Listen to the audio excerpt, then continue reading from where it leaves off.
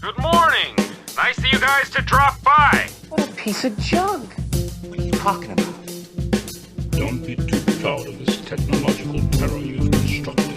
Look, don't worry. Everything's gonna be fine. Trust me. I don't know what all this trouble is about, but I'm sure it must be your fault. Don't get technical with me.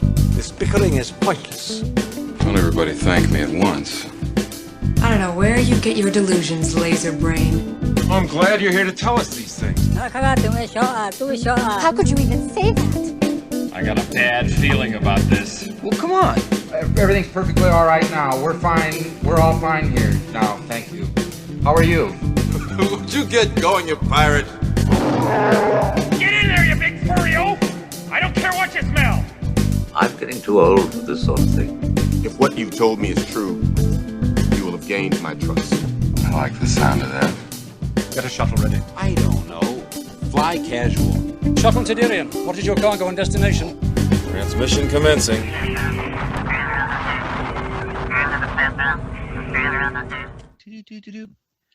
Hey everybody, thanks again for tuning in to another episode of the Shuttle Tydirium podcast. We are the mothership of Casual X-Wing, where we make mistakes so you don't have to.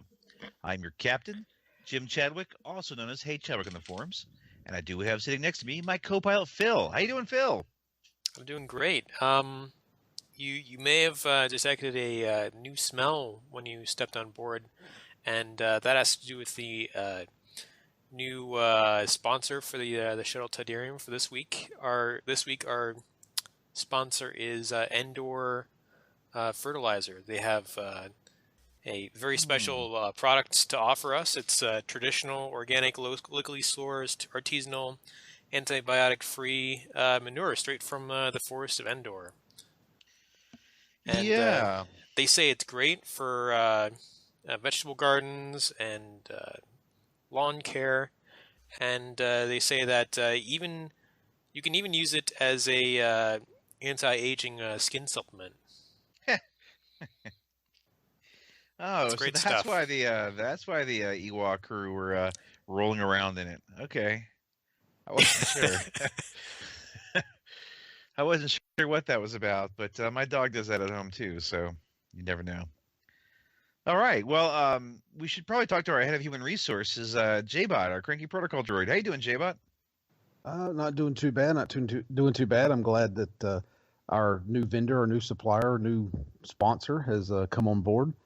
It is really helping out with some of the monetary issues I often run into as a head of human resources. Pink slips aren't exactly cheap, but the great news is J-Bot Recycling Limited is having a huge growth in sales right now. So remember, support that sponsor because it just helps the cycle of life. I mean, recycling of fertilizer. Right. Soylent Green is people. And we do have our chief engineer, Biff. How you doing, Biff? Yeah, I'm okay. Good evening, everybody. So a couple of things with the new sponsors. So J-Bot, we got to do something about this compost pile back here down in the engine room.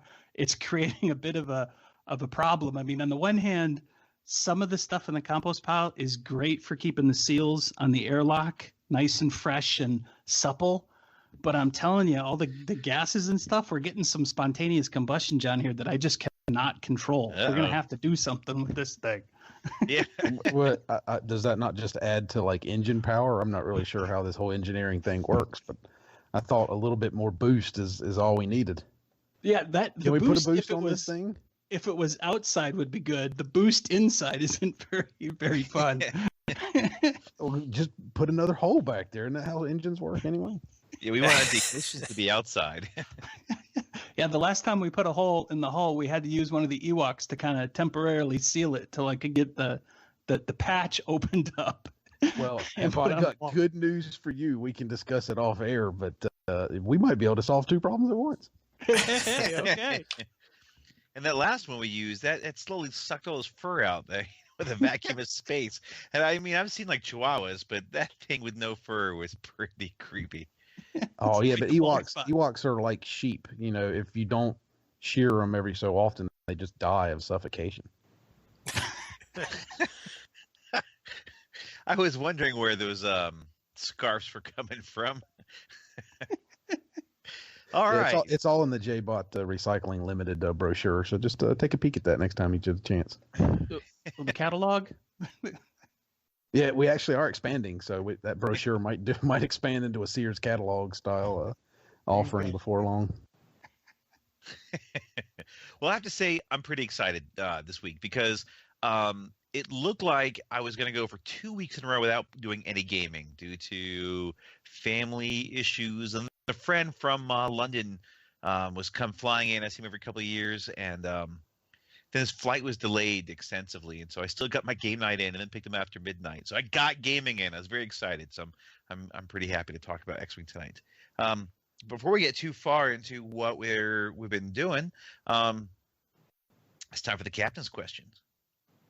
So I was thinking about things, and I was thinking about how there's always so many games going on, and we're always really doing what we can for the podcast and not really playing what we want half the time. And I started thinking about the TIE Punisher Jason and his missions and all, and how we're doing stuff for GenCon. I started to think if each of you could either come up with or have someone else come up with a mission that you would want to play, like TIE Punisher Jason, who loves the TIE Punisher and wanted that mission, all focused on the TIE Punishers. We did that. What type of mission would you want? Like something like that? Would you want, like, I don't know, new Here's the Terry Cluster stuff? Villains of the Terry Cluster? Would you want, stuff for one of the new movies? Would you want something based on a particular ship? If you guys could either come up with or have someone else come up with a mission for you that you wanted to play or be jazzed about, what would you do? And Phil, I'm going to go straight to you. Sure. I probably have a strange mission request or whatever. I thought you were going to say fetish, so I'm glad. Yeah. And this comes from a throwaway line in episode 7, where Snap Wexley, right? They have reconnaissance data on the Starkiller base because Snap Wexley ran a reconnaissance mission that we don't see on screen. Right. And I want a scenario for that. You can do pretty much anything you wanted for that, because we know practically nothing about it. Except that I think the Imperials tracked him in some way. I think he screwed up somehow. Uh-oh.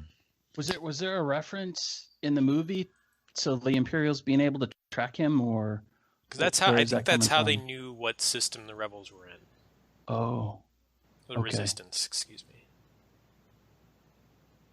Okay. Right, Resistance, not rebels. Yeah. Get it straight, man. They rebranded. Right, so he probably got a partial success in his mission. He didn't do a full victory. Right. Yeah. Didn't get all the mission requirements. Okay, that's cool. He got like half the XP then for what he did. He met half the victory requirements. So, like, he still won, but not, a full victory. Yeah.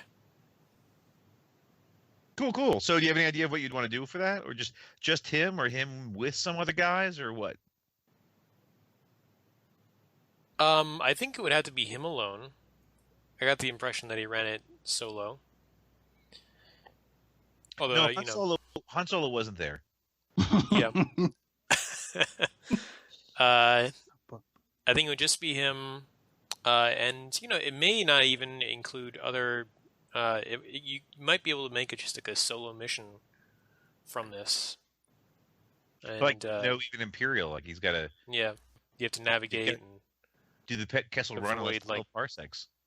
Yeah, it might be interesting to make something like that, where you have to navigate a course, like perfectly. Okay, that's cool. That's cool. Oh, Biff, you made a noise. You get to go next. Okay. Now, I know it might be a challenge for you because you just made like the whole ISD mission and all that. Yeah. So, and you've done another one with the Rebel pickups. So you make missions right and left. So this one's going to be maybe one you've had in the back burner or one that just kind of, stuck in your craw lately. I don't know. Yeah. So I've got a couple missions that are in various states of maturity. Some of them are just a paragraph, on a Word document or something that grabs the concept. Others are rapidly approaching, like I need to play test them for the very, very first time and find out how miserable they really are. And most of them tend to be on a large scale, like, the ISD where you've got 12 ships on a side. And I suppose from a thematic standpoint, I like it when they're the big fights. And about a year and a half ago, I got kind of this idea for this massive scenario that I would try to run at a convention, where it's almost kind of like full scale to where you have two capital ships, something like an ISD and a big like MC-80 Rebel, Mon-Call ship. And you really only get to see about half of the two capital ships, and they would be on their own tables, if you will, maybe like 8 or 12 feet long. There would be a gap in between them, and there would be another set of tables that would be representative of space, the space that's between the two ships. And there would just be gobs and gobs of Imperial and Rebel fighters partaking, maybe something like 40 or 50 people playing. And you'd have two ships as a player, you'd have two ships, it just wouldn't be one.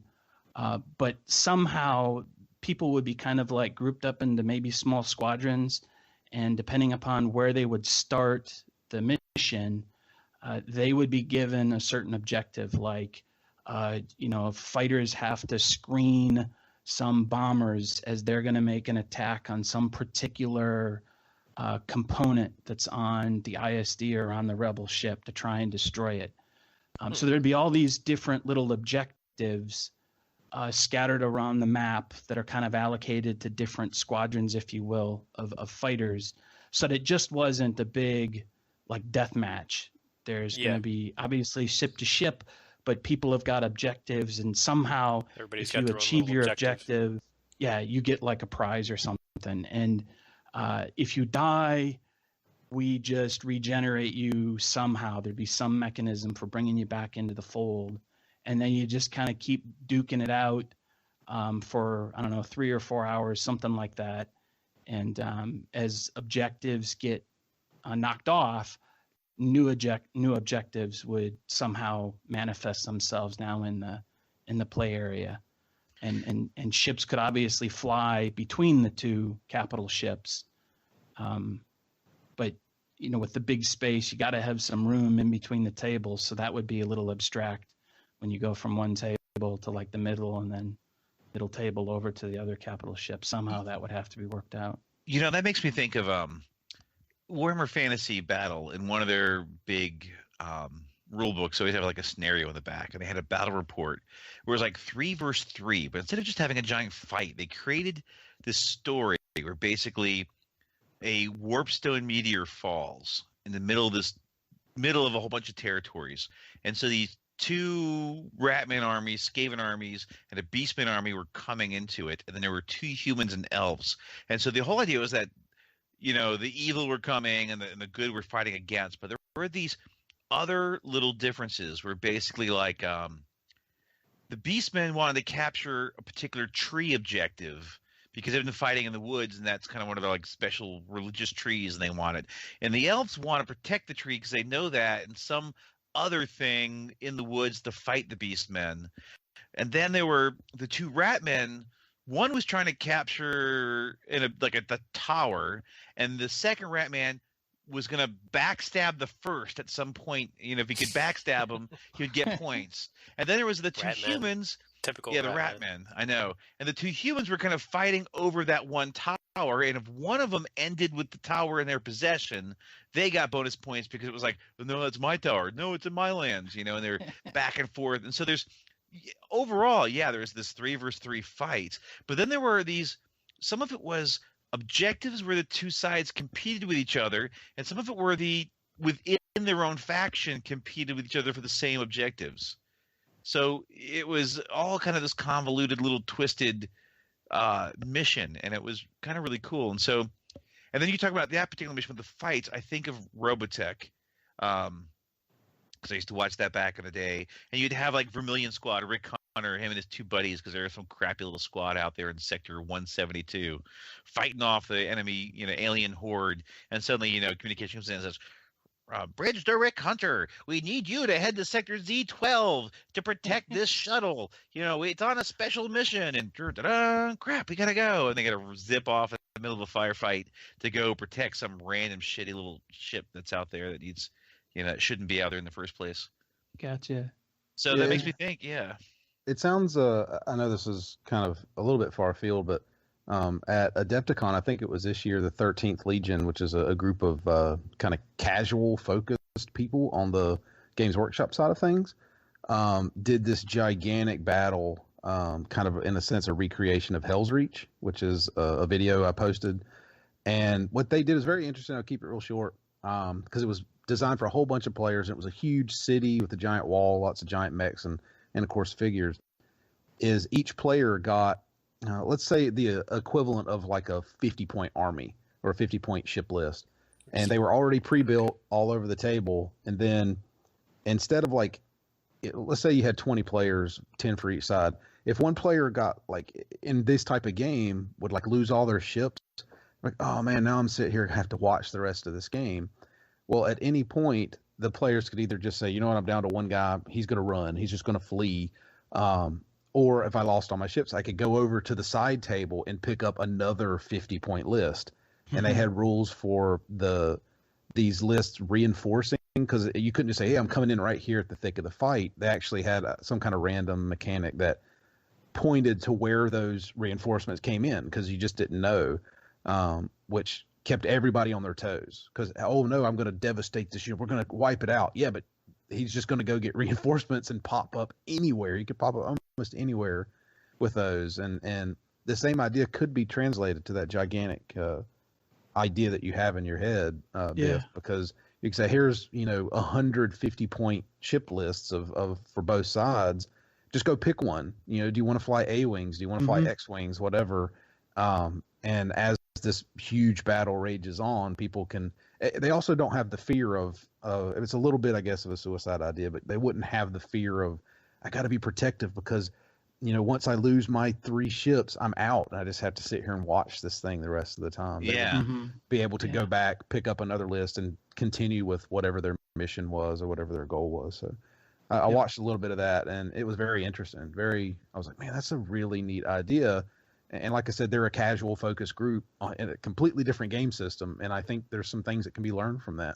Some of the ideas that they come up with for mission building. Yeah.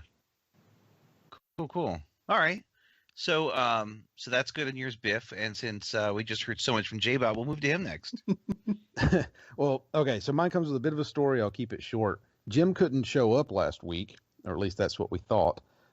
So I agreed to play Armada with Jason because Doc wasn't going to show up until later.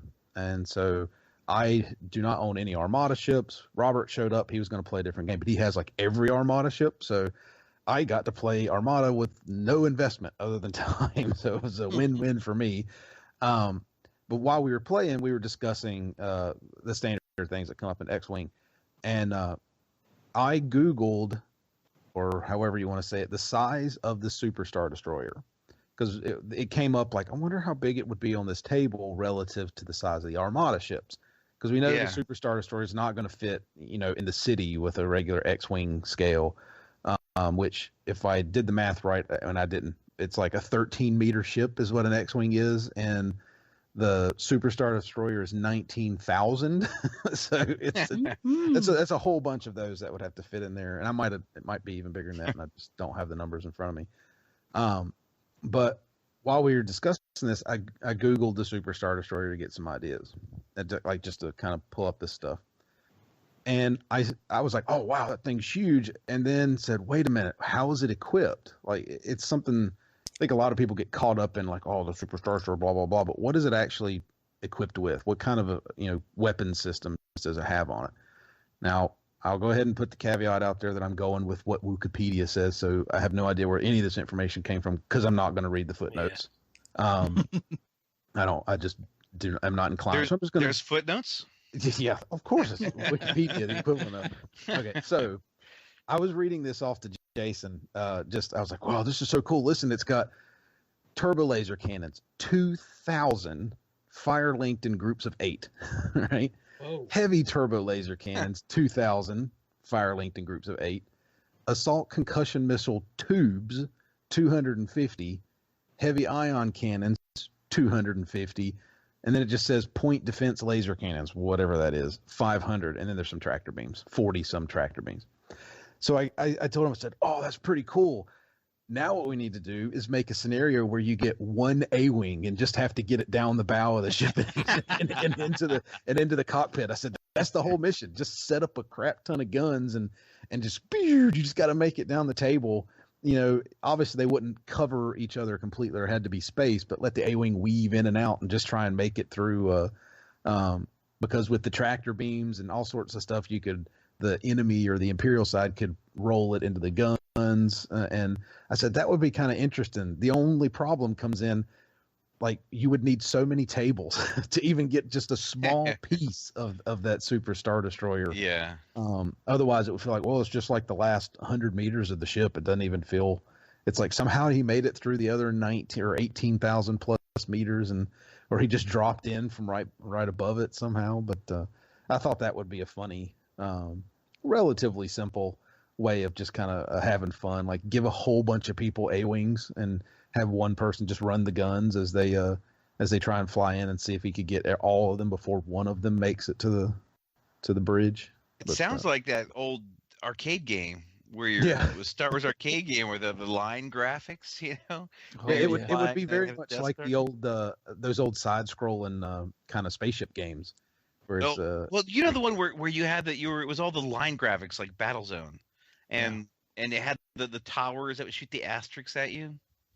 And you had to shoot the asterisks down. Yeah.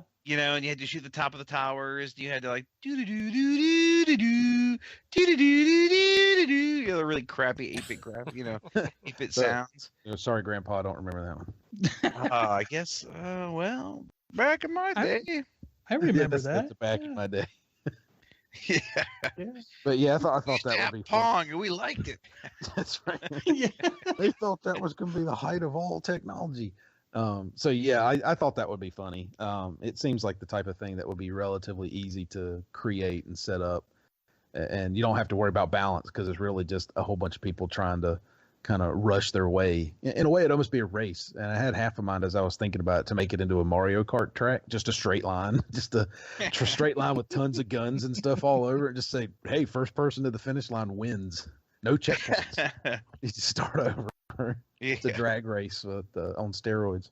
It's got like a Mad Max kind of flavor to it. The last one. 2 go in, 1 comes out, something like that. Right, yeah. It's just like I said, I had a half a mind to do it, and just like you have the starting point, you have a 6-foot table, and you have the end point, and that's the bridge, and just guns all the way through, no checkpoints. You just first person to make it there. You could put boxes and stuff out too, booster pads, all sorts of stuff, just to see who can make it there first, if they can make it. And of course, if you get blown up, back to the beginning and start over. So,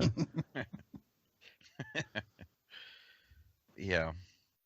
Just to go on about old-time video games, I think I was one of the first people to ever play a video game that I knew. My dad worked at IBM, and on Family Day, we went into the IBM facilities, and he took us into the mainframe. This was like 1977, 76. So you actually walked into the mainframe? Well, okay, not like in the mainframe room. Well, I mean, they were kind of buildings at that point, weren't they? Yeah. We got to the dumb terminals, and they actually had like ancient video games at the dumb terminals where you were like V's that would fly around and shoot periods at each other. And I could only imagine how many punch cards it took to make that work. But oh my god, like we were like 6. I was like 6 and playing this with my brothers and being like, oh my gosh, this is amazing. And it was like before I saw Pong, it was like the first video game I ever saw, and it was so cool. Flying little spaceships, shooting periods at each other. It was fantastic. It later became Asteroids, but back when it was much more sophisticated with Asteroids. But did it ask you if you wanted to play thermonuclear war? It did, but I said no. Oh.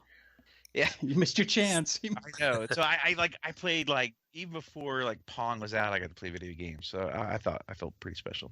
Anyways, so for my mission, I kind of have one that I've already thought up and everything, but never done, and it's the whole bounty hunter rodeo, where I know I've talked about this in the show, where you got a couple of game masters and they play a bunch of high value rebels. And the idea is that you're all a bunch of bounty hunters. You play one bounty hunter, one specifically named bounty hunter in his named ship, and you're all bragging in the cantina, and you all say, "No, I'm the best bounty hunter." And you decide to pull all your resources to trick as many high value rebels to one area, and whoever can blast the most rebels, wins. You get like Luke, Wedge, Han, Dash Rendar, Miranda. I don't know who else you can throw in there. Cornhorn. And they start off like in the middle of a 4x4 map, and everybody plays that one ship up to like 55 points of a bounty hunter, and you just whoever kills the most points, wins, and they're the best bounty hunter in the universe. And you can shoot at each other, you can kill each other, but you don't get points for each other. But you can do it just because you want to screw the other person over. Yeah, eliminate the competition.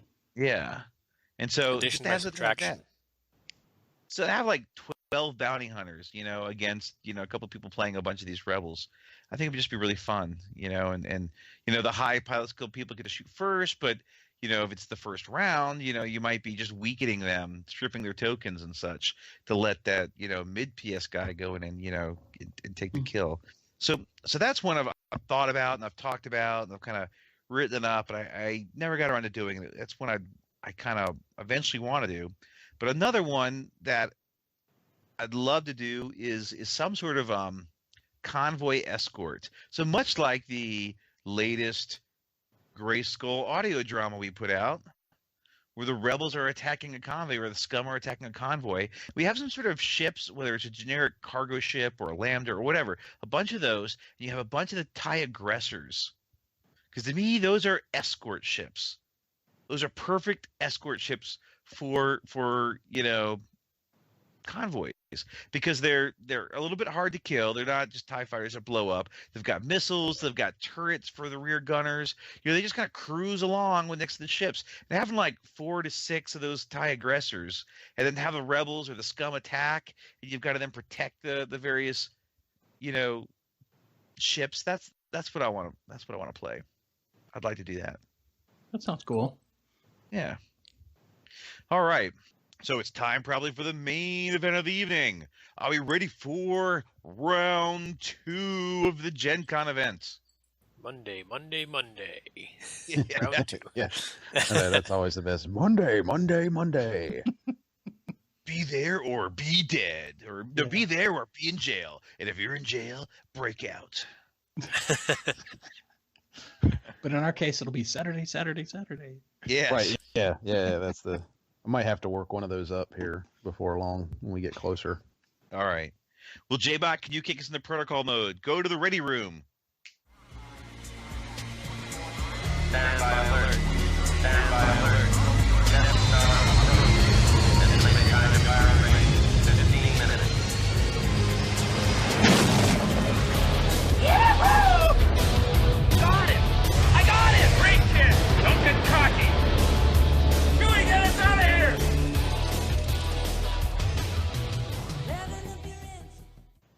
All right, Phil, why don't you tell us about the round 2 missions we've got tonight? All right, so we've got 2 missions. We've got Mission 2A, Distress Signal, and Mission 2B, Training Day. Now, both of these kind of have a similar theme. They, at least mechanically, both involve a force of ships that gets ambushed by another force. And the way this kind of plays out on the table is that one player is essentially going to be able to set up close to the other player after the other player is deployed. So let's take a look at Distress Signal first. That's Mission 2A. Yeah. So this mission takes place in a debris field thematically. There's been like some sort of fight, and the rebels are picking up a distress signal on a rebel frequency, and they've sent a team of a squad of ships to investigate and it's an old see if signal, there's anyone but it to checks rescue. out. Right. We'll get into. I think during the event, there's actually a specific reason why the Imperials have why things play out this way. But it turns out that it's actually an Imperial trap. Oh no! It's a trap. Yeah. Dun, dun, dun. So basically, what's happening in this scenario is the rebels start.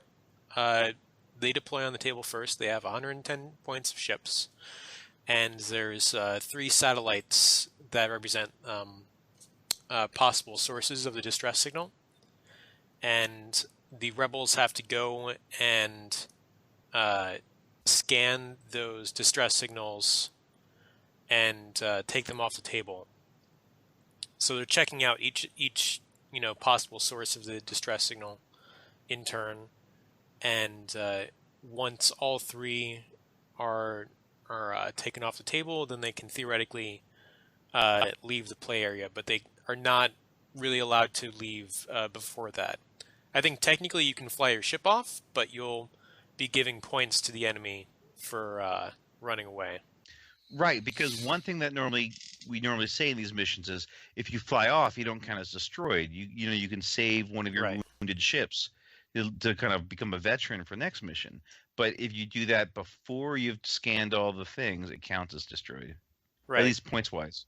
Yeah, and that's also going to be there's one change that I've made to most of the scenarios, or I think all the scenarios, is that if you fly off the table in the first 2 rounds for any mission, the other guy, your opponent, gets the points for that ship. It doesn't count as a destroyed ship, but the opponent gets points for it, and you don't get veterancy for your pilot.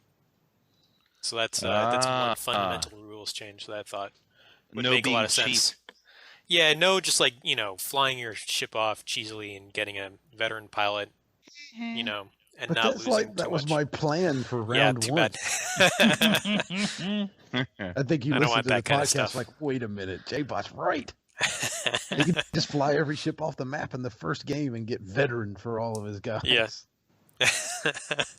Yeah. So anyway, something similar is going on in this scenario in that, you can't leave with any of your ships without giving up points before all the distress signals are off the table. Now, the Imperials don't deploy at the start of the mission. What they actually do is they have the opportunity to deploy during the end phase of, I think, just after the first turn. So, like the second end phase, they can deploy their ships if they want. And they can do that in any following end phase. So, the idea here is that the Imperials have hidden ships within the debris field, and the way they deploy is they actually can deploy their ships on the debris tokens that make up the terrain for this mission.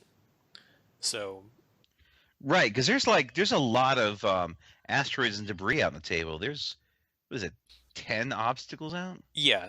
So there's 10 obstacles, and they're getting placed at beyond range 1 of the table edges and beyond range 1 of each other. So they're more, there's more space to play with than you would normally have deploying obstacles. But there's going to be, there are 10 obstacles total on the table. Yeah. That's crowded. There's more. I don't know if it's really more crowded than a typical game. The center is probably the same, but there's obstacles on the outside edge too. Yeah. And the rebels, if they manage to scan all 3 distress beacons before the Imperials have deployed, then they actually figure out that something is going on, and they run a different kind of scan, and they can actually force the Imperials to deploy. So the idea here is that if you wait too long as the Imperials to actually deploy your ships, you try to be cute, like try to stay on the, or not even deploy at all. The rebels can eventually force you to deploy, and you don't want that to happen, because if the rebels manage to force you to deploy, then they can actually make you deploy on certain debris tokens. So they can, instead of you coming in behind the rebels, they can pick where you deploy. Right. A few of your ships, not all of your ships, but some of them. So that's something that you don't want to happen as the Imperial player, because they can obviously put you in a bad position. Yeah, this one I did not really get to trouble to play through, and yet I should say, and I want to, because it's got the challenge that the rebels know it's a trap. Right. They want, they need to go in, and it's encouraging for them to go in and scan those things. But if you commit too much, you're going to get the trap, and you're going to get killed. Yeah. And so you either go all in force and hope the trap's not that bad, or you get the sacrificial, oh, I've got a Z95. I'm going to send that sucker in and know it's going to die. But then that guy will scan everything, and then I'll come in and wreak revenge. Yeah, I would say that's dangerous too, because Jim and I talked about this a little bit. We didn't get a chance to play it. I obviously have had my issues with it, but I hadn't played it, so it's hard to really have a complete picture of it. Something. The best way I can put it is my rant meter was kind of, or my rant sense was going off. I feel like there's something here I need to complain about. But without playing it, it's hard for me to be completely, sure. What's your impression? Well, like I said, I won't go into that, but Jim and I talked about in general terms, without going into any crazy specific tactics, because I'd rather we not kind of give people ideas on some of these. But Jim and I talked a little bit between this and his first mission about the list building portion of this whole narrative event, and how the more of these missions that I'm seeing, and I think Jim's the same way here, the more we're starting to kind of coalesce in our minds how we would like our ship lists to look. And that I think that's gonna color these missions in a way that we haven't seen, because we've been building our lists specifically for each mission. Going into each one of them, okay, what's the best thing I can make to win this mission, and not looking at it as a total kind of, no, I needed to have planned to win one of the first 2 missions as well, or at least do well in one of the first 2 missions. So what can I build that would do both? And that's where my mind was going. I think Jim was starting to get there too with his list. And I don't want to give his list away. I was there. I think his list on the Imperial side is really, really he's really got an idea that's dangerous. I'm like, oh wow, I didn't think about that. And it's got me oh crap, I would have, knowing what he's thinking, I'm like, I have to rethink what I would take into this whole narrative event. So just as a starter, I think anybody who's interested and who really, really wants to get into this, whether it's at GenCon or in the kind of second version of it when we push it out to everybody, look at the totality. Look at the whole thing before you sit down and start plugging away, because I told Jim I don't think I would even want a named character as a pilot in anything. Everything I'm building in my mind as a list would only use them as crew if I used one, because the missions are so like they need kind of a Swiss Army knife approach to them, because you just don't know like what your opponent's going to throw on the table. And this mission, I think Jim hit on a little bit, like, do you throw a really crappy untested Z95 in the middle that hasn't gotten veteran from the first mission just as a throwaway, knowing like, oh, I haven't spent any time and effort on this guy, let's just throw him out there? Or do you build this kind of powerhouse list that you hope is just going to be able to push its way through every single mission? And I'm more of the Swiss Army knife approach. I think Jim's getting there, maybe you already are there, of this, like, let's take a set of ships that can Swiss Army knife every mission. And personally, that I think is how this mission is, without going into crazy detail, I think that's how this mission is going to be difficult. And maybe that's what was pegging my head, in my mind, was like, oh, if I've got this build, like if I went all crazy K-Wings and Hawks and turreted ships, it's a completely different mission than somebody who went all arc dodging, all super agile. Because if I'm the Rebels and I go in there with K-Wings and Hawks and Y-Wings, just all low level, for 110 points, I can get a fair number of those. And I know no TLTs, but ion cannons are still dangerous. There's the auto blasters and all sorts of stuff like that. Yeah. It's a different approach to the mission than if I have all kind of forward-facing jousters or that sort of thing, because I feel a little bit more protected in my head taking the whole unit in. Like, let's take the whole unit in because they're all turreted ships. I'm not worried about getting surrounded because I can face and I can shoot in any direction. Whereas if I was a facing forward kind of list, if I had taken all X-Wings and A-Wings and E-Wings or something like that, I don't know how I'd approach this. I would feel like, oh man, let's just send somebody in, like a super agile, crazy ship, send him in there and hope he survives, while the rest of us just sit back and watch. Like, the rest of us just see if he makes it through the gauntlet, because there's only so much that the Imperials could do unless the debris fields are set up in such a way that they could get an ambush no matter what. You know, if he can get all of his ships or a good portion of his ships facing, you know, the right direction, they can hammer a list that's facing forward. Is this making sense? Like, oh yeah. And that's where I feel like, without having built a list for the first mission and then carried it to the second one, it's really, really hard for me to say whether this is going to be super balanced or whether it's just way favoring one side or the other. Well, okay, you made a lot of points there and a lot of really interesting factors that I'd love to kind of go into. And I think the first one deals with, you talked about not having named people, but what I'm finding is I really like a lot of the mid PS named guys that don't see normal play, but I find a lot of uses for those guys. Like, just thinking, I could probably name this person because only one person will ever get them out of the list. But I don't think naming like characters in this is a big deal, because you're right, one person's going to get them. That's for really like it. 2 or 3 Jemmer missions, maybe. Sojan, the A-Wing pilot, where if he's at range 1 of somebody, he gets an extra green die. He'd be a great person to send in and try to actually live, you know? Yeah, a little tank. Right, yeah. And then Zertik Strom was someone I experimented with, and he's the one that blocks any range 1 bonus. He's great to get a bunch of your Imperials up into the Rebels' face, and they're not getting the extra attack die, but you're getting the extra attack die. No, that's pretty good. I'm finding all these uses, and so that's one thing about I'm finding the mid PS guys, all the ones you don't ever really see as really good pilots to use. And then I find myself drawn to you hit on it. There's a couple of things.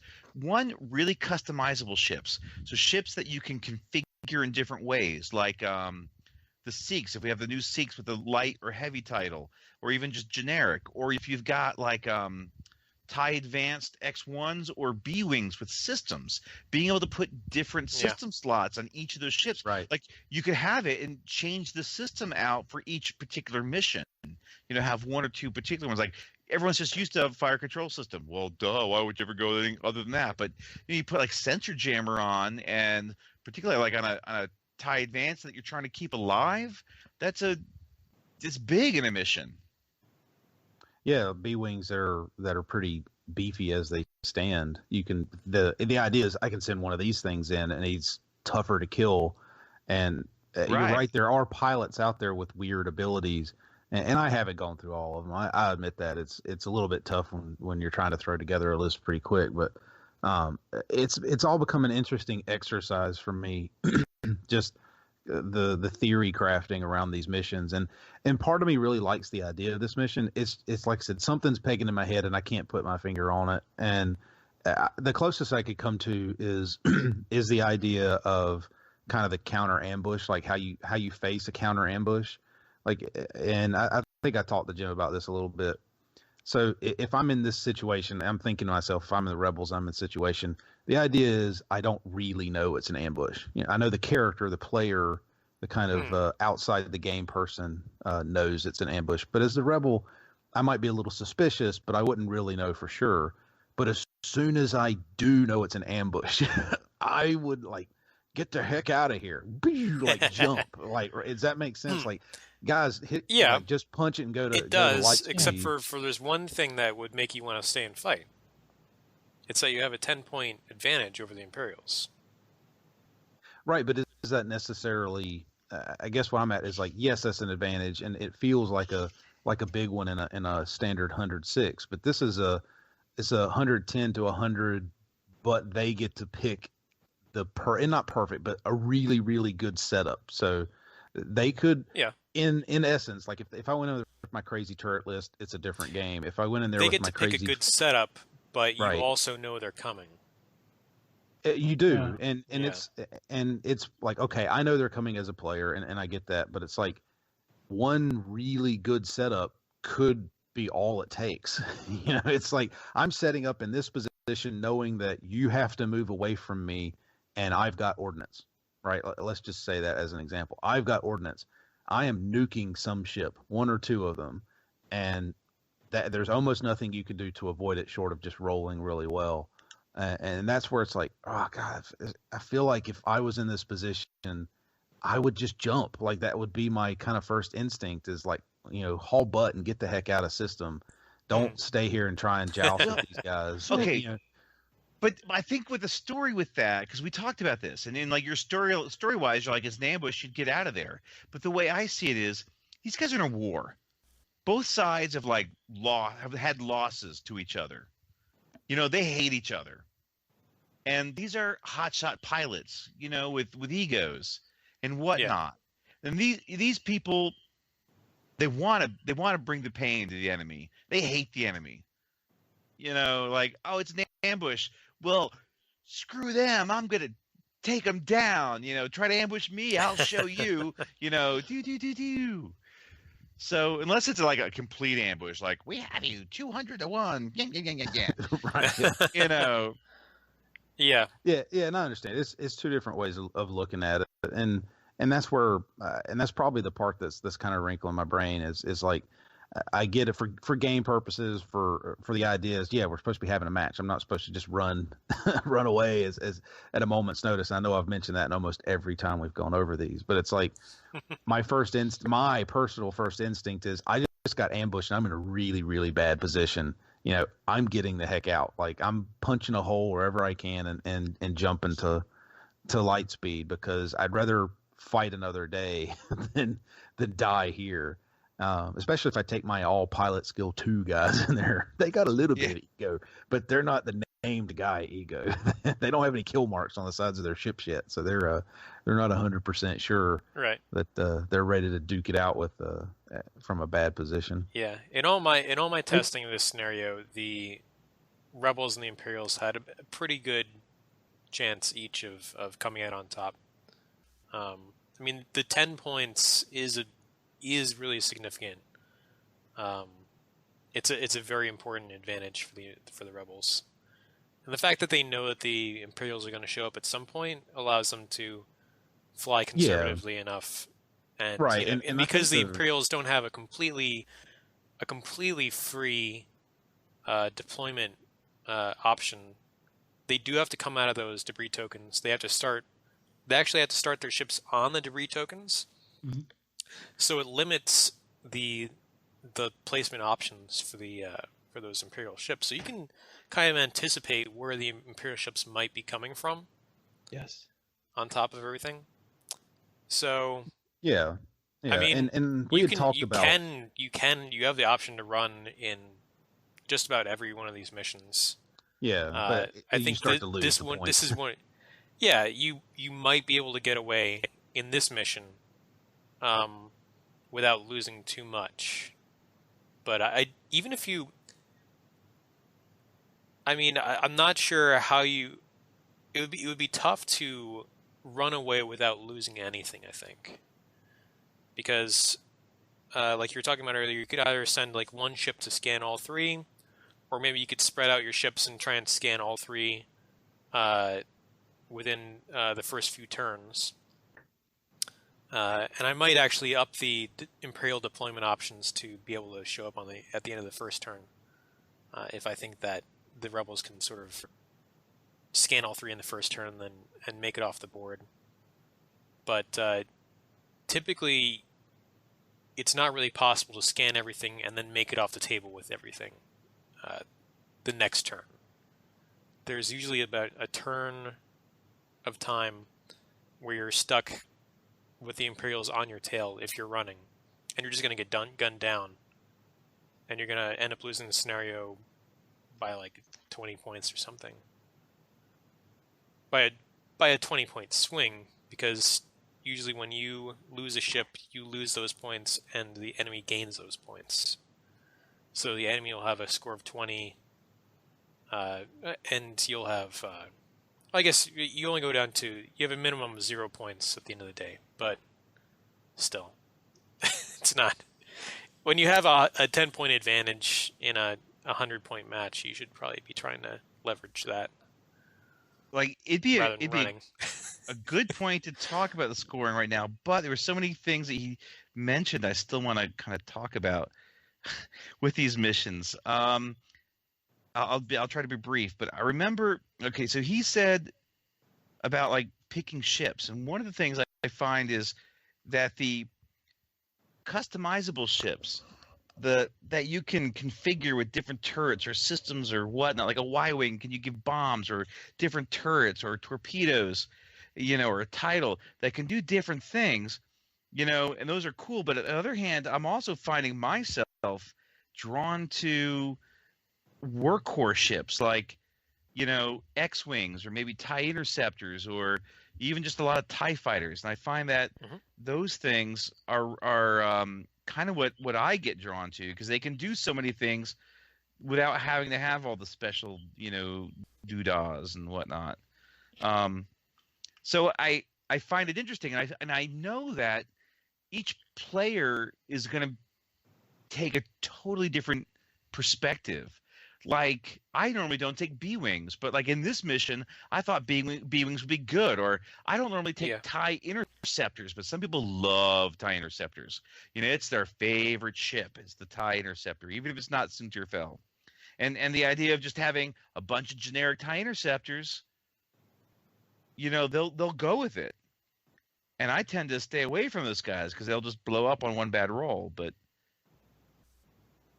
but it's going to be interesting to see all the different ships that people come up with, One good ship for this mission would be Y-wings with bomb loadout and turrets. Yeah. Because the Imperials would have a hard time really pulling off an ambush on them. Because you can't just slide in behind them the way that you would normally do. Because they'll bomb you and then shoot you with their turrets. So you would have to engage them from the front or the sides, and that's trickier. Yeah, I think that was one of the random ideas I had thrown out there was the idea of placing like cluster mines or cluster bomb. I can't remember if it's mines or bombs. Proximity stuff like that you can leave out as kind of a area denial sort of. Yep. Oh, I've got 2 turns of like setting up area denial, so I know if I put stuff over here in a corner, for example, he's probably not going to deploy there. If I can get the tokens before he decides to deploy, now I've cut off an area that I can either put them behind, stick them in that corner, for example, or put them right in front of me and know that the rest of his deployment is still going to be at a advantageous, point for me. But it is interesting, and that's what I liked about this mission. Like I said, there were parts of it that did kind of stir some emotion in me, but at the same time, I do think it's interesting and would like to try it. Would like to run at it a couple of times with different lists to see, and we just didn't have a chance to beforehand. Right. Yeah. I personally really enjoyed the fact that it was an ambush, and when I played this one as the rebel side, I'm flying in knowing that I am going to be ambushed and that the Imperials are going to show up on the asteroids. So my strategy going into it was in full anticipation that was going to wind up happening. And I played the little bait to where I tried to scan and was successful in scanning all of the distress signals, the satellite tokens, in order to force the Imperial to deploy. And now I got to choose where 2 of their ships were going to be positioned, which I then included in my opening moves to ambush those 2 Imperials. So that I viewed it as a wonderful, if I'm successful in scanning all of the satellite tokens as quickly as I could, it was I found it to be a very interesting, I'll call it compromise balancing act in and of itself, that although the majority of the Imperial forces were able to get the jump on me, which I was countering on how I approached the satellite tokens for scanning and so forth, and what my exit vector was going to be after I completed the scan. But then also I got a chance to ambush at least 2 in practice too. So there was a complicated but kind of elegant beauty in the whole ambush concept here that I really enjoyed. And it just kind of all started. I mean, once the Imperials were out, now it was a real, well, how well did my plan hold up? Was I now able to kind of anticipate where his forces were going to be deployed? Some of them I got right, some of them I got wrong. But in the end, when we were flying this, it could have gone either way. It was rolling down to kind of the dice rolls, and whether or not you had a focus token or not made kind of all the difference. So yeah. And the way to J-Bot's point, I kind of went into this thinking that all I was going to do as a rebel player was scan, have a little bit of a fight with the Imperials, and then immediately start exiting the board. There was going to be, in my opinion, a little bit too much of an advantage to the Imperial player. Well, that might not be the right way of describing it, but given the fact that they're going to deploy knowing where all of my ships were, I can't completely counteract that. So to try and duke it out long term, even though I've got the advantage on points, is probably not going to be my best scenario. So I was kind of prepared to fight it up a little bit, but primarily start leaving the board, kind of to your point about, hey, if I'm getting ambushed, my first reaction is to get out of dodge. And I was going to feel out in that first turn after the Imperials have deployed and moved. Do I feel like I can really stick it out and go to toe-to-toe? Or do I think he's got too much of an advantage? My opponent's got too much of an advantage. And I do my kind of first strike, maybe second strike, and then start exiting the board with this. Yeah, it's not always easy to disengage either once you actually start fighting. Right? Yes, yeah. And that is true. And even if you do, let's say you get in, you scan, you get out, you don't really have a great victory. No, like, you sure, don't get did- any points actually if you. Yeah, you got to destroy something. Yeah, you might Yeah. have like not lost something, but you didn't. You're not winning. You know, you're not.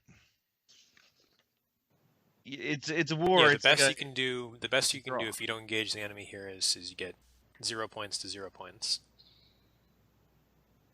So are you still carrying the in the scoring the difference in the multiplier? Is that still a part of? Oh yeah, I think I forgot to mention that here. Yeah, we should probably talk about the scoring. Yeah. Okay, so here's another incentive for the rebels to stick around.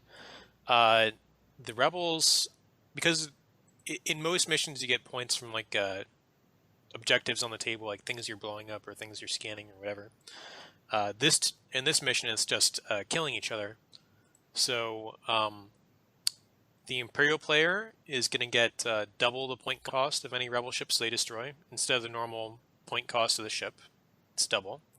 But the rebel player, owing to their disadvantages in position, etc. here, gets a 3x multiplier. So they get triple the cost of any Imperial ship they destroy. So that's a good reason to stick around. Yeah. Even if you have like a fair fight, you'll come out on top on points. So the rebels need to, have a good incentive to stick around, get those points, and the Imperials can't really rest on their laurels of like a ambush. They really need to make it stick. Yeah, or if the rebels might be able to clip a bit of the Imperials and then bolt. Right. What I found was that 3x scoring for the rebel player was actually a pretty significant factor in the Imperial player deciding that it was time to, if you will, cut the losses and get off the board. That it was, in the Imperial player's mind, it was not worth trying to get another kill because of the possibility that if another one of the Imperial ships died, it was going to flow too many points to the rebel player. And I'm sure that it factored into the Imperial player's list selection. So, like, on one hand, you don't really want to go with a bunch of TIE fighters. Because they're easy to pop. They're easy to pop, and then that gives triple points. Then if you kill them, you don't get triple points. So you don't really, you want to go with some of your heavy, that harder to kill, maybe heavy hitters. So that's one thing, or maybe a couple of, like, I think Mauler Myth would be fantastic in this because there's so much obstacles around. He's the TIE fighter pilot, high pilot skill TIE fighter pilot that can get in range and get the extra bonus attack die. Yep. So you give him something like, I don't know, Predator expertise or something, and he's, getting in at range 1 and maybe getting flank shots, and he's got 4 dice at you. Yeah, this was a scenario I think I asked you about how points worked for named characters if they were a pilot and or a crew. But I think this was the one where I was like, well, if I had the option, I would think about putting Dash as a crew on one of my ships. That whole ability to ignore obstacles for shooting. Yeah. And I'm like, man, if I'm going in with with the idea of a crazy turreted ship list, then I want to put him on one of them, with the idea being, hey, he's cheap as a crew member, and he'll give me a little bit of a leg up with shooting through all the obstacles, and I can play the keep obstacles between me and the Imperials game while I'm flying around, and I don't necessarily need to put him on like his specific list because it doesn't, or on his specific ship because it doesn't help me. And, it only helps if I'm moving around with them. But putting him onto another ship as a crew might really boost the kind of the damage output and the ability to stick around. And I think I'd be more inclined to do what Biff did, or what Biff was talking about, which is try my best to get all the tokens, pop a couple Imperials right in front of me or into a really advantageous position for myself, try and clean them out, and then make that decision of, hey, now that I've gotten this, is it worth it for me to stick it out and try and get more points, or is it better to cut and run now that I've stolen some points from them? So, yeah, as much as I talk about running, I know that I tend to get tunnel vision as well. I tend to be like, "Ooh, I've got one! I'm chasing this guy down for come hell or high water." So, I probably end up losing the whole list just trying to get a couple ships off there, knowing me. Well, and I think it's also one of the things I think about in all these missions is like ordnance. You know, on one hand, they might be able to pop you some points pretty quick, but then they also jack up the price value of a particular ship. So if you lose that ship, you know, you're losing that much extra. Like, what if you bricked on that particular, you know, ordnance? Yeah, you really need, if you're bringing ordnance, you really need to make the Alpha Strike count, especially in like this scenario. Like if you're the Imperial player, an ordnance Alpha Strike actually could really hurt the rebels, because they're not gonna, you know, on that first turn of the ambush, you could probably really stick it to them, right? Because they're probably gonna be like Kate turning. They're not gonna have good token economy, or, you know, good action economy at that point, unless they're like turreted ships or something like that. If you can really deliver that Alpha Strike, you could probably, you know, you might be able to decisively take this mission. And that's where you look at what ships actually have missiles, because there's these number of Imperials that actually do, like the TIE Advanced Prototype V1, and it's got that grab the target lock, get the evade token for defense, which you need not to die, and then shoot your missile. You know, it has weak main attack dice, but it's got that, like this particular mission, to be perfect. Pop out, ambush, shoot the missile, blow something up, you know, stay alive. Right. And the rebels with ordnance. The rebels say, "Oh crap, the Imperials are coming!" You know, pop a couple torpedoes, boom. All right, we got a few. Let's get the heck out of here. Yeah, I mean, I wouldn't recommend ordnance for the rebels for this mission, just because I think it probably requires too much setup. I don't know. I don't think it'd be that bad. Yeah, I feel like it almost requires you to, if you're going ordnance, you almost have to do everything you can to get all 3 beacons so that you can put at least 1 or 2 ships right in the guns. Yeah, that might be. Yeah, I feel like you're almost committing to that. Like, I'm taking ordnance, I have to make sure that he doesn't ambush from behind. Yeah, bombs are great though. I would definitely take bombs if I had a ship that could. But if you had some ships that maybe weren't the ones to go in, that stayed on the edge. Yes. But splitting up your forces is also really dangerous. Right, but it might pay off. Like if you send off the crappy, you know, sacrificial Z95, knowing it's going to die, but knowing you can make the points back, like it's risky. And that's what I love about it. It's like you come up with a plan, and you're like, I can throw away 12 points. That'll be 24 points, but I'll get back, you know, triple. So that's what I love about this mission is there's a lot of ways you could approach it, and depending on what your list is and what the other list is and what strategy they take, you could be like, boom, it clicks, or it could completely go absolutely not the way you expected. There's so much variance, and that's what I love about these missions, that it's just cool.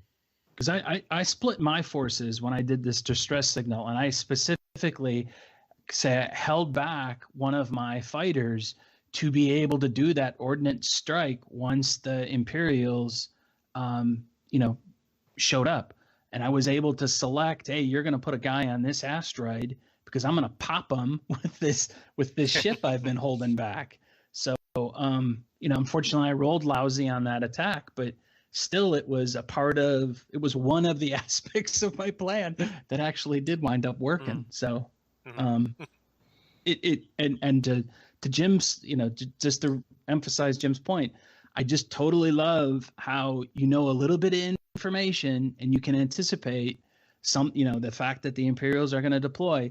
You try to figure out with the forces you have available what's the best way to go after that, and then bam, the Imperials on the board. And now over the next 2 turns, you're beginning to realize, are you in a pretty good position, or are you now in a world to hurt? And now what are you going to do? Type mentality. And the whole bomb thing, what I really wish I could have done in hindsight reviewing this was being able to drop bombs while I'm running off the board as a little bit of a way of keeping people off of me would have been nice.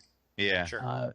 More as a defensive than a maybe like offensive type move. So yeah, it's good stuff. It's really good. Yeah. Cool. Okay, do you want to move on to the next mission? We probably should time-wise. Yep. Yes.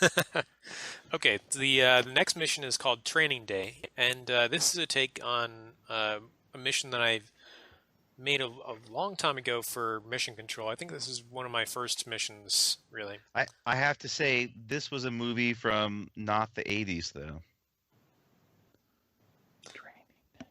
Training Day. Yeah, but that doesn't matter for missions. It's only for names of only for pilots. pilots. Yeah, okay. yeah. It's not an Imperial pilot. Never mind. Carry on. Carry on. I don't even know what that was. You didn't see Training Day? It was like Denzel. Washington and Yeah, Denzel Washington. Yeah. That's just not coming to mind. No, sorry. Didn't he win like an Oscar for that or something? Good movie. Yeah. Okay, anyway, here's what's going on in this mission. Thematically, the deal is that rebels have gotten information on Imperial training activity. So they've got the location of an Imperial training exercise, and they're sending a few of their own ships to jump into the middle of that and bushwhack some of the less experienced Imperial pilots before they train up and become more of a threat. What that means for you as the players is that the Imperial players actually have some list restrictions here. The Imperial players, they get 115 points to spend, but they have to take all the lowest pilot skill ships in their squad, I believe. Let's see. Just non-uniques. Oh, it's just right? non-uniques. Okay, I just had non-uniques. Only one unique. Okay. Yeah. You're only allowed one unique pilot here, and everybody else has to be non-unique. And the unique pilot actually gets a special ability. Maybe this would be best described as condition at this point.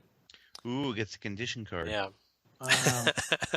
But he's a damn you with your stupid conditions. he has the flight instructor ability. So the idea is that there's one experienced pilot out there, and he's the flight instructor for this group of trainees. And his ability is that he can reroll a defensive die of a friendly ship at range 1 to 2 when they're defending. That's it's just a little bonus for him.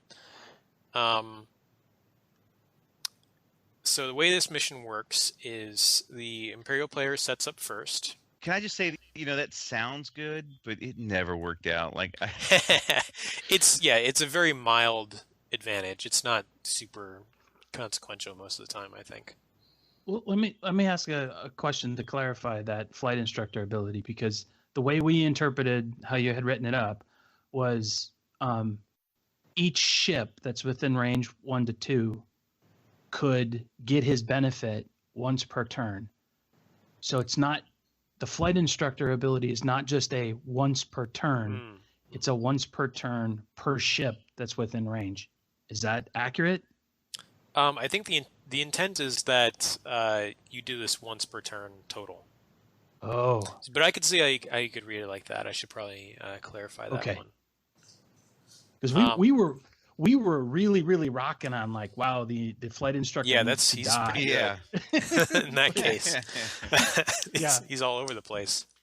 Yeah. But I still liked it with it being range 1 to 2, because guys can start all of a sudden spreading out, and now the flight instructor is not as effective anymore. So I still felt that those could be kind of balanced in that respect. But okay, right. Yes, because that's relevant, because as the Imperial player, your deployment is also pretty strictly defined here. You have to deploy your ships at beyond range 1 of any table edge, and beyond range 2 of each other, which is very unusual. Yeah. So you have to be spread out all over the place. It's ugly. Yeah. So Yeah. the Rebel player gets to deploy after the Imperial player sets up all their ships, and they can, just deploy within range 1 of any table edge.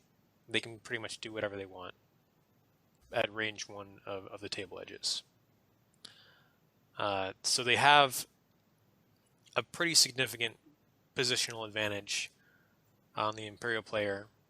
They're definitely going to be able to make a pretty good attack on 1 or 2 Imperial ships before the Imperial player manages to corral everybody into some kind of a coherent reaction to the Rebel attack. But if your ships are pretty fast, if you have like TIE interceptors, it may not be so easy for the Rebels to really get a hold of you and make this ambush stick. Even a TIE fighter. Yeah, and I think asteroid placement is important, and I feel, because I played a couple rounds where asteroids were spread out on the edges and spread out, and they were clumped in the middle, and like asteroids clumped in the middle help the Imperials because you've got things to hide behind. I would have thought that asteroids in the middle would hurt the Imperials because it would make it hard for you to regroup. I didn't think so when I found it, because what I found is when you deploy, you kind of spread your guys out, and a couple of them are on the outer edges, and those are the ones that are going to get jumped because the Rebels come in all on one board edge. And so then when they come in behind you, you've got to have an escape route for that ship, whether it's TIE, I want to say TIE or TIE variants. And I found having asteroids to go zip and hide behind was a big deal, being able to, 3 bank barrel roll. What? I'm now range 3 behind an asteroid. Yeah. No, that's a good idea. So do the Rebels actually all have to come in on one board edge, or can they come in on multiple board edges? Multiple if they want. Multiple, yeah. Okay. Because that's what we found to be very effective from like an Alpha Strike standpoint. Yeah. And multiple edges? Yeah, the multiple edges, because you were able to really kind of pick who you're going to go after and find a really good way. And that, because we wound up playing this one twice, and the second time we played it, the Imperial player was essentially kind of forced into a Lufberry circle from deployment because he needed to basically cover the rear end of the guy in front of him in order to, I'll say, minimize not so much minimize the effect of the Alpha Strike, but to more rapidly bring pressure to the Rebel players, since they're able to so surgically make that first engagement. But you said Lufberry Circle? Yeah. You're not familiar with that? I think I'm pronouncing it correctly. So it's a defensive maneuver that like aircraft will take when they are kind of outclassed or outperformed, but you basically imagine all of the planes in the squadron flying around in a circle that's, at the same altitude. So essentially, if any of the attackers gets on the tail of the buddy, like in front of you, now are in a position to bring your guns to bear on the attacker. So it's a way of covering everybody's tail, provided, you've got, just one guy can't do this. 2, it's a little hard, but can be arranged. There's other maneuvers that might be better for a 2-ship formation, but you start getting 3, 4, 5, 6 ships, and you can build an effective Lufberry circle, and that's how the Imperial player wound up deploying for the second mission. He's like, hey, spreading out the forces, I'm too easy. In 2 rounds, my guy that's way off in the corner is just completely chewed up as if he's like tail end Charlie. So forget that. We're going to start the game where I'm covering as much as I can each other. So wherever the Rebels come in, I'm bringing guns to bear. And now in about turn 3, the Imperials are really putting, especially if you've got the maneuvering, the interceptors and the TIE fighters, they are turning around in a dime, and now all of a sudden you've got 3, maybe 4 ships shooting at a single rebel, and that's swarm tactics, baby. That stuff works for the Imperials. Yeah. So to me, the Imperial, I'm already thinking which plays to asteroid placement. If I'm the rebel player and I have the ability to put, I think we alternate with the asteroids. I want to put some asteroids in that are going to mess up the Luftberry. Whereas the Imperial, I think you'd want to kind of either do to the center or push them out to the edge so that you have a good Luftberry to begin with. But having asteroids in the center, I think it was Phil's point, could make it difficult for the Imperials to get on the Rebels' tail. Or just deal with it. So bottom line, asteroids to me are kind of important in this setup. So I find it interesting that sometimes I found it very useful as the Imperials to have asteroids in the middle, but you guys found it useful to have them not in the middle. Because I liked them because I would have them kind of coming and going around different asteroids, and the X-Wings would have to make the call. Did they want to break right or left on an asteroid? Sure. And at that point, I could try to outflank them or gang up on them or, pick off someone who went the wrong way. And I found I liked that, forcing him to choose. So it's interesting. It's funny to hear the different take on it. Yeah, that's what's so cool about missions, like this, that it's the same game and it can be so different, Yeah. Right. There's no established metagame for training day. No. Right. No. We're all making it up as we go. Absolutely. That's what I love, and I think that's what it would be interesting for any of the tournament folk, because it's like J-Bot always says. If you practice with the same list, for hours and hours and hours against the top 5, meta lists, are you really showing who's good, or are you just showing that you've practiced against that one? You're on autopilot. But if you're take a bunch of ships and in a completely unfamiliar situation and you still manage to get out on top, that's real skill, Yeah, I mean, I think in competitive play, I don't know how much autopilot there is, but even with the lists that you've practiced so much, but I think your point is still interesting in that this is unexplored territory, tactically speaking, for X-Wing. Yeah. Well, yeah, that's where I think that's more what I was getting at, or what I tend to get at with that kind of turn of phrase, is that in this situation, I think Biff's tactic, no one here is expecting. Like, what was that? So if he pulls something like that, or now he's giving it away, unfortunately. But let's say he was to use that, or somebody was to use that, and their opponent is used to the general meta game. Obviously, it's not complete autopilot, but it's still, you have an idea of exactly how you're going to play your list in most cases. Like, now you're being faced with something that almost no one is going to do in a standard 106 style game. Like, you're just not going to see that. The Luftberry circle. There's no reason to, because you're rarely going to be in that situation where you're stuck in the middle and have people coming at you from all sides, unless you've just done something really strange.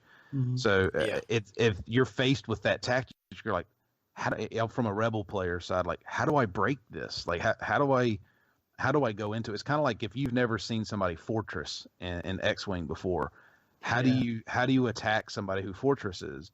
Like, if you've never seen that as a tactic, like, what do I do? The guy's not moving. I don't know how to attack this thing.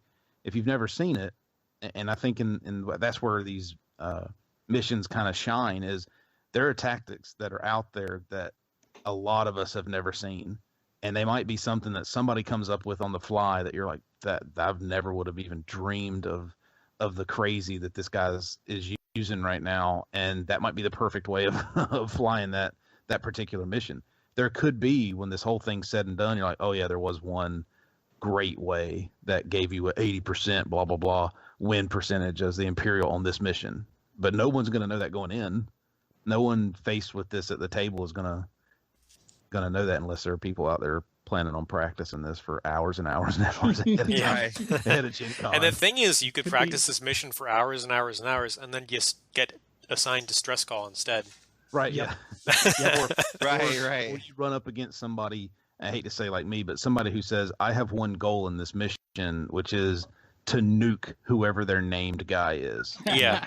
I am I'm bringing in heavy ordnance on really crappy ships, and my goal is to nuke their named player off the table and then cut and run. Like, that's all I want to do.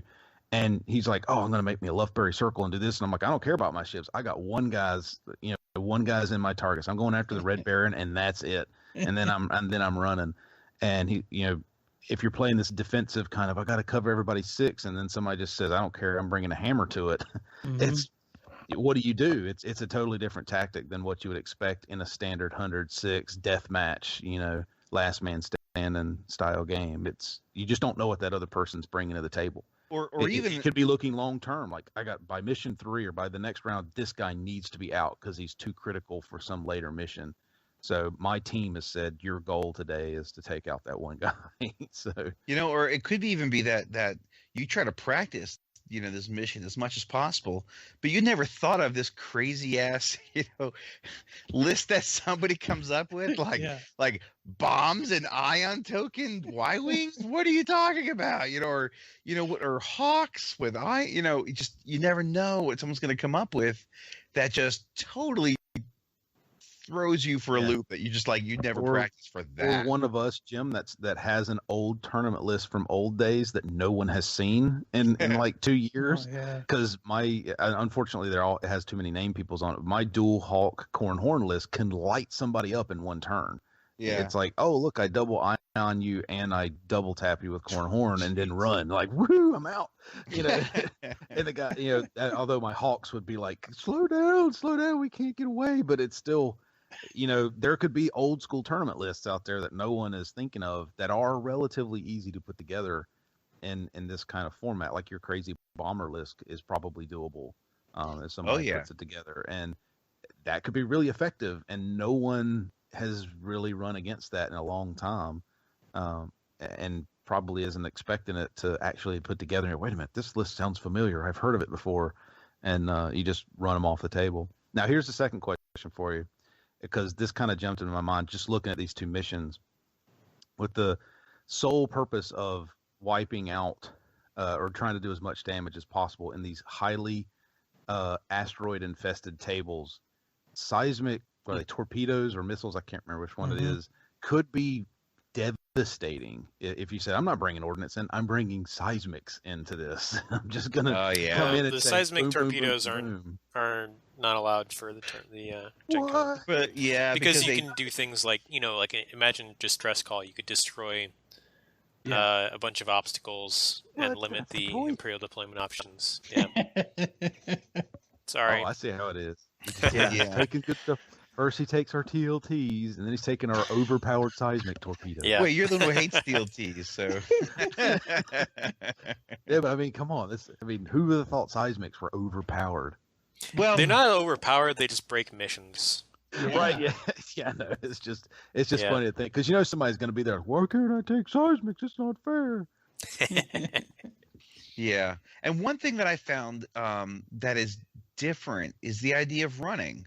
So, I had a TIE Advanced, and he had all his X-Wings on one flank, and for one, I was torn because he had me, and so he could have done a couple of things. I could have I moved first, so I could have turned hard into him and either shot past where he was going to go, or caused a bunch of bumpage, and all of his guys wouldn't be able to shoot at me. Or I could break the other way and run just as hard and try to see if he slow rolls, I'll be out of range completely. And so, I made the wrong choice, and he lit me up, and I ended up with one whole point left. And I was like, I'm getting out of here. And I got away, and he didn't quite go for me.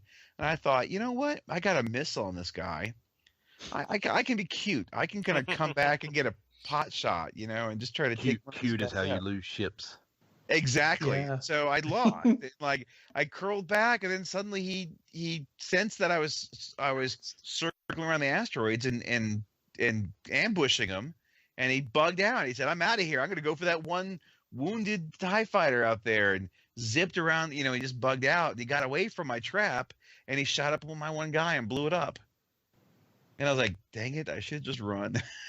Right. That's the one thing in testing these missions that's a little bit tough, because it does make me wonder what people's kind of modus operandi is going to be in this. Is it going to be my cowardly approach to it, like, oh God, I got to get out of here? Or is it going to be that focused, tunnel vision of, I play 106, I must destroy everything he has, not realizing that might be the worst thing you could do in some of these missions, is to just try and slug it out with your opponent. So I'm curious to see how people react to that, like what they decide to do. I've been surprised that even myself, when I play these as playtests, and I'm not trying to carry a list through all of it, that I'm still approaching it from a standpoint of, I don't want to lose necessarily this guy to not only give up points, but recognizing that I'm going to have a benefit if he survives for the next round. So I've just been surprised that I'm even thinking about that when I know that it's not relevant for my particular playtest. But I still approach it that way. The other part of this is that if you run too quickly, you're not going to have the opportunity to get points. And if you don't get those points, you're not going to make it up into those top ranked spots where you can actually get, like a cool prize. Yeah, and also help your side, because exactly you need to get as many points for your side as possible. And you might squeak by with a slight victory, like, I got 50 more points than him. But if somebody else in your team gets crushed and loses like 200 points, your side's doing, is not ahead. Yeah. That you gotta grab the brass ring, and you want to win the war. You've got to like maximum punish your opponent for your faction, your side, to win, overall. So it's interesting. I want to see, are people gonna just are so used to fighting to the bitter end, or are they gonna have people bug out, or who's gonna do what? I think it'll be interesting to see. Yeah, it's hard to say without actually running through the actual thing. Cool. Very cool. Okay. I love these missions. My only frustration is I won't be able to play. Yeah, we won't be able to compete, of course. I really want to. It'll be so much fun. Maybe we can make Blake, our local guy, run it for us here. Just sign up under another name. Yeah. Why did this guy didn't show up? That's all right. I'll take the spot. Yeah. It says some random guy just decided not to show up. I can't believe the gall of that person to take the spot and not show up. That's all right. I'll fill the spot. Chad Dominguez. Yeah. Chad Jimwick. Chad Haywick. Yeah. Chad Jimwick. Yeah. It's or funny, I'll be I saw somebody JP07. Yeah. It's funny. Somebody responded on. And I don't know if the name was just a joke or what, but somebody responded to one of the YouTube videos. It was Jay Botero, and I'm like, man, if he shows up at GenCon, no one's gonna believe it. Oh, Jay Botero, sure. Oh, that's hysterical. I haven't seen all the comments for the videos. My Latin cousin. Yeah. That's right. Yeah. Oh, that's too funny. And he won an award. Why did you give him the prize? Yeah, one of these days I'm going to end up like the Stig from Top Gear. Latin cousin, European J-Bot, like all that. Wait, the Stig? You ever seen Top Gear? You never seen Top Gear? No, but that reminds me of an old skit from, I forget, the people who did The Young Ones did another one. There was the Stig. There was about a guy who ripped off a demo. Long story short, guy ripped off a band recorded an album. He stole it, sold the record himself as if he was the band. It was such a hit. They tried to go on tour, but he didn't have the band, so he was always the Stig, which was the lead singer, and he was pretending to be the lead singer, and it was ended up burning each venue down, so he didn't have to actually have the show, which only made them more popular. Because no one could see him, and the publicity, and it turned into a giant nightmare. And then the real band was chasing him down, and it was crazy. And so the Stig was the lead singer, that he pretended to be. Yeah. And this was like ages ago. funny. This is like the 80s. Yeah. For Top Gun. So But just anyway. just for the uninformed, the Stig is basically a faceless like driver, like a race driver, like an ace race driver. Yeah. Yeah, and he's just so focused, like you can't talk to him. All he does is get in and drive. Like he, right. So like so, Speed Racer's brother, Racer X. Kind of, yeah. No, but he has like it's pretty whenever funny. they go to different countries, they have like the American Stig is just a fatter version of the Stig. The fatter version. They had a trucker Stig. So the Stig wears a white outfit, like a white race suit or fire suit. And he has the trucker Stig drives up and he's got like one orange arm, like it's like sticks out of the window the whole time, and the rest of it's still a white suit. It's hilarious, but yeah, I think it would be funny if that's what it ends up being. End up with a whole bunch of J-bots all over the world. Oh, that'd be hysterical. Where's my prize? That's right. Cool. All right, so we've been going for a bit now. Do we actually have time to cover a few other things we wanted to talk about, or we were going to mention? Y'all are driving. I could go another like 10-15 minutes, but all right. Well, I'll do one thing really fast. Worlds just happened, and one thing that I thought was cool was there was someone in the first day who went 5-1 or so with 2 fire sprays, 2 scum fire sprays. Went with Boba Fett and Kath Scarlet, and didn't take engine upgrade on them, either of them, and won most of his games and made it to the second day at Worlds with 2 fire spray, which everyone always says are terrible and they're broken and they'll never do anything. And I thought that was really cool. Awesome. I wonder. Yeah. Do you have any idea what the build was? Yeah, I saw it. I think Fearlessness was on. Fearlessness and Homing Missile was on Boba Fett. And then Heavy Laser Cannon Expertise was on Kath Scarlet, but the other details I don't remember. But if he got you in range, he would melt one of your ships with a homing missile, and then the heavy laser cannon, and then the Fearlessness and whatnot, and then Kath shooting from the rear would just you could melt your ships really fast. Cool. So that's pretty cool. Yeah. So that was Inspiration one thing I for all thought of was us. neat. Yeah, so yay to the B team. The B lists are out there and they're doing things. Yeah, I'm sure fire sprays are broken because I can't fly them. That means they're obviously broken. They explode like a pinata. I mean, they just every time I try and fly one, like turn 3 gone. It's no point. Yeah, well, someone's saying like fire sprays. One of their weaknesses is arc dodgers, but there's not really that many arc dodgers around. So yeah, I think it was a guy from Mexico. Maybe Mexico City who did it at Worlds, but yeah, but everyone's maybe like, it was "Oh Jay my god!" You never know. Where were you this weekend, J-Bot? So J-Bot, anything else happen at Worlds that was interesting?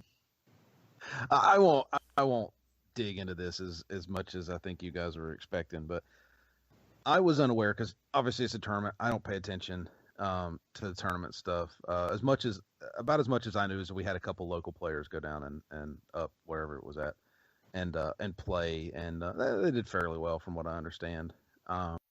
Blake got 23rd. Yeah, I think Blake is officially ranked on like the top X-wing players somewhere. It came out. So congrats to Blake and everything. I still like to claim credit for him playing against our crazy list. That's what makes him so good. Yeah, I used to play with him on my kitchen table. That's right. The old days. I remember when he was young and new to the game and all that jazz. What's this focus token?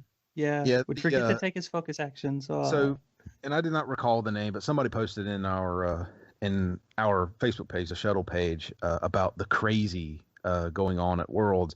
And so I did what I almost never do, and I delved into the forums of Fantasy Flight to see what was happening. It's a hell of a time to look in those forums. Right. Yeah, no.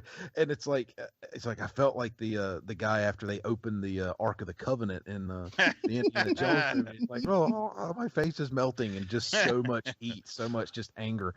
But at the same time, I got it and I understood it, and I felt like I was with my people for a minute. Like, yes, this is the anger that I feel all the time. Okay, for starters, a couple things that I find amazing. One, they're live streaming X-Wing from a tournament. Okay, that's cool. It's the 21st century. It's getting up there. The second thing, people are actually watching the live stream of quite a few. X-Wing. And yes, quite a few. And the third thing is, guys, we're becoming golf. Golf has these people that exist, and they annoy me to no end, that will call in because they're watching it on a high def TV that they can rewind and replay. Like, this person's ball move, that's a 2-stroke penalty for blah blah blah blah blah. And of course, the referees in golf, or whatever they're called, officials, will go back, look at the tape, and they'll make a judgment call. Like, yes, that person was right. His golf ball did move. That is officially blah blah blah blah, and they'll go by the rules. And these people have become like this scourge on the game. Like, if it wasn't caught in live action, it needs to be just allowed to go because it's a human error. These things happen. And I'm okay with the human error aspect. It's different if this guy's doing the Judge Smalls deal from Caddyshack and kicking his golf ball down the course. Like, that's a totally different, like, yes, he needs to be pointed out. Yes, he needs to be shamed in front of everybody and on TV and everywhere. And apparently something similar happened at Worlds. I did not go watch video because I'm not that interested, but somebody was caught cheating, or apparently cheating, allegedly cheating. Let's go ahead and put that out there, so I don't get sued at Worlds. And from what I understand, it was adjusting a dial after it had been set down, or after it had been officially, like, they were in that reveal stage, whatever part of the flowchart that falls into. Yeah. So, two things. If that's true, I am perfectly okay with this person becoming this, scourge that the people flaming the heck out of. I'm perfectly okay with it because you're on premiere event, you're on the live stream, which is supposed to be a really big promotion for the game. I'm perfectly okay with that person being really dragged in front of the wolves. Well, the thing that bothered me the most, I think, is what really bothered most people. He cheated, or allegedly cheated. We get that. But how it was treated initially by the judging staff, or at least how I heard it was treated initially, is what bothered me most about this. And I'm not a tournament player, so I guess it ultimately doesn't matter. But it does make the game look a little kind of Wild Westish. Oh, well, this person was caught cheating, but, it's kind of too late to fix the problem. And so we're just going to let it, give him a warning, slap on the wrist, and let him go. That was the way I heard it or read it. And then, at least as what people believe, the hubbub and the furor and that fire of social media and the forums, like, somehow changed the judges' minds and made them realize that they had undersold how important this was and how much it needed to be fixed, quote unquote. And then they made another judgment. And I don't know what the ultimate end result of all this was, but for me, like, the gall of somebody to even do that. And what bothers me isn't so much that the person allegedly cheated and was caught.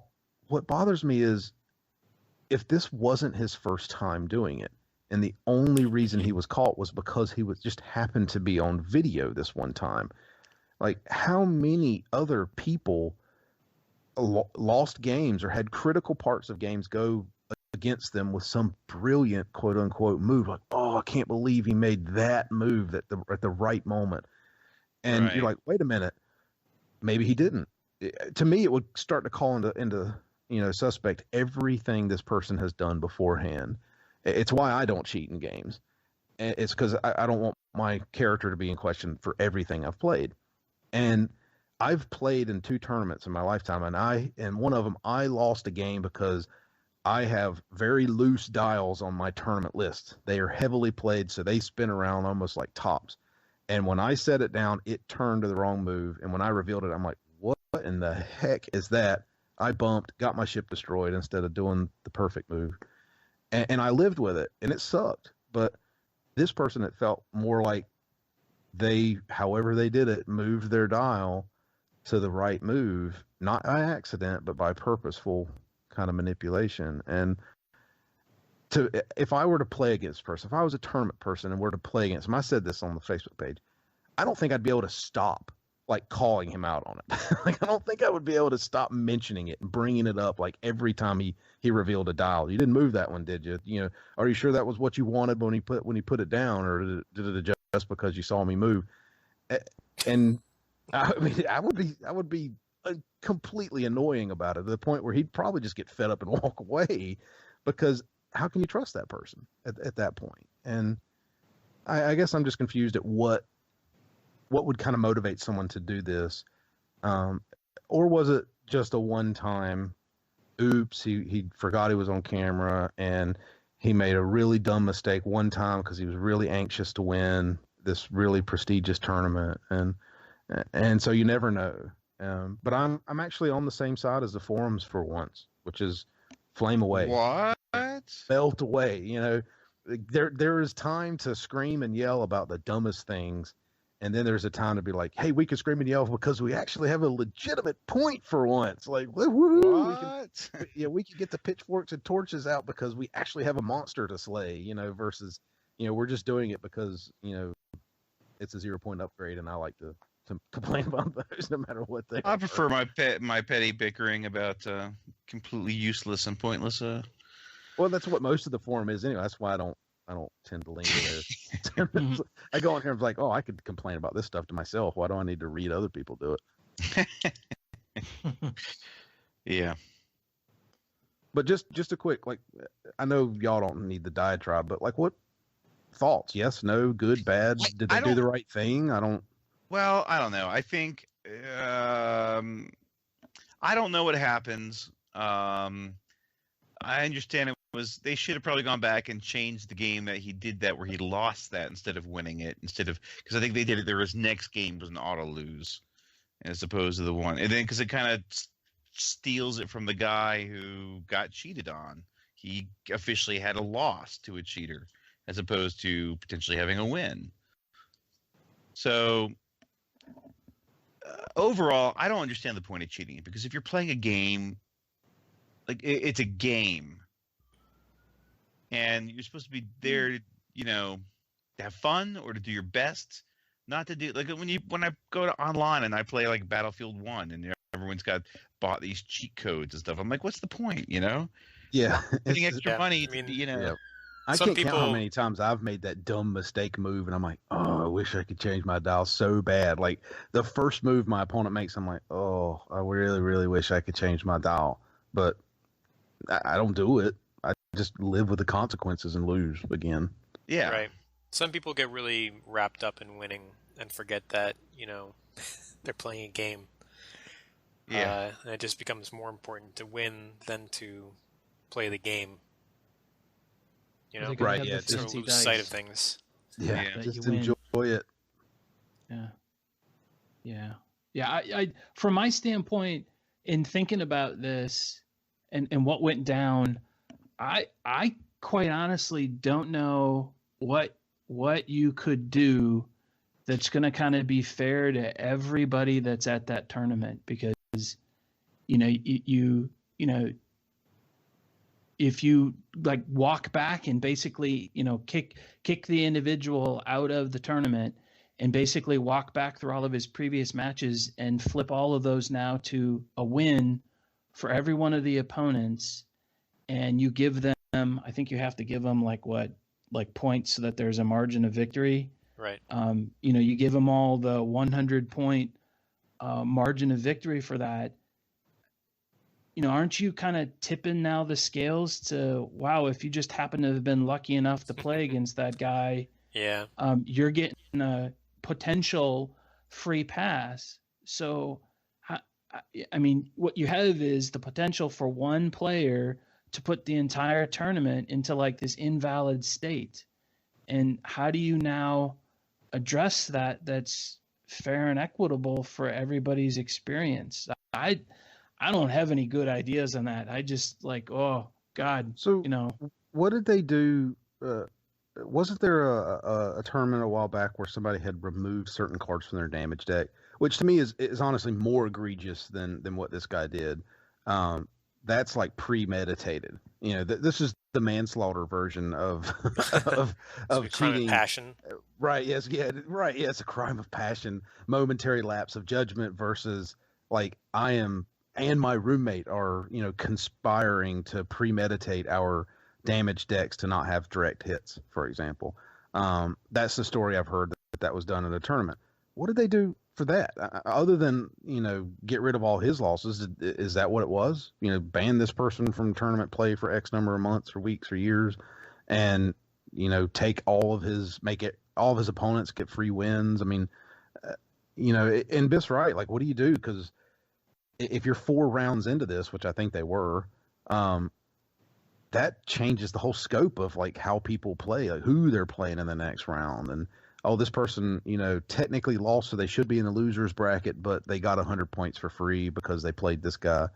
How does that tip what bracket, you know, what kind of group of people you should be playing with? And it is slippery slope. Like, where do you start? Or, I mean, where do you stop with that sort of thing?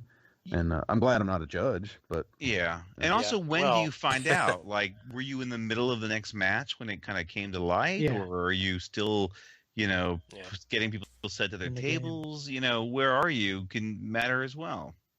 Speaking of being glad that you're not a judge, I don't know how many of us are going to be on judge duty during the GenCon event, but it could be all of us.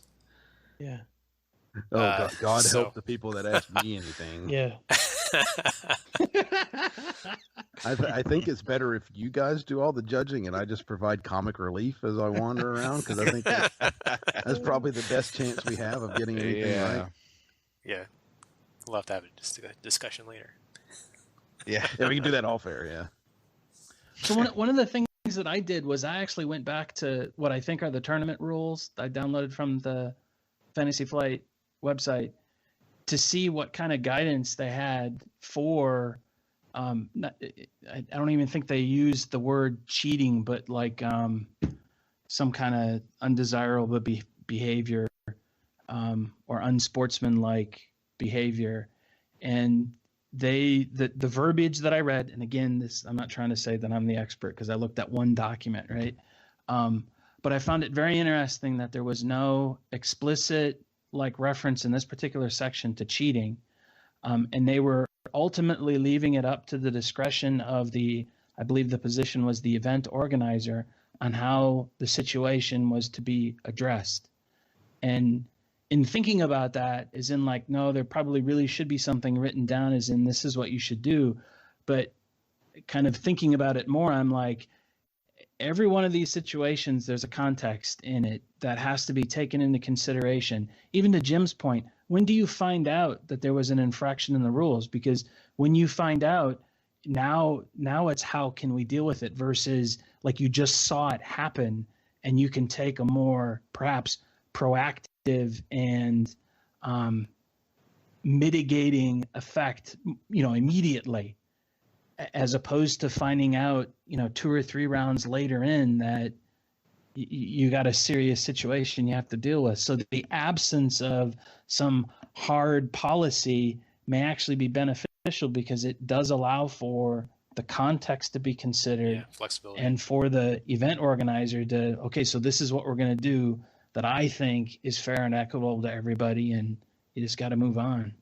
Yeah, and hopefully this sort of thing doesn't come up at GenCon, but if it does, like, I would rather it be a kind of decision that we would make as a group based on the circumstance, not something that FFG has put down in their crazy documents that no one reads. But I'm technically an expert because I heard it from Biff now, so I'm perfectly willing to claim to be an expert on their cheating policy. But I don't know that I would want the narrative event to be at the kind of whim of some decision that FFG's made, because a 100 point or, you know, whatever, because how the points would work in the narrative event, that could really change things.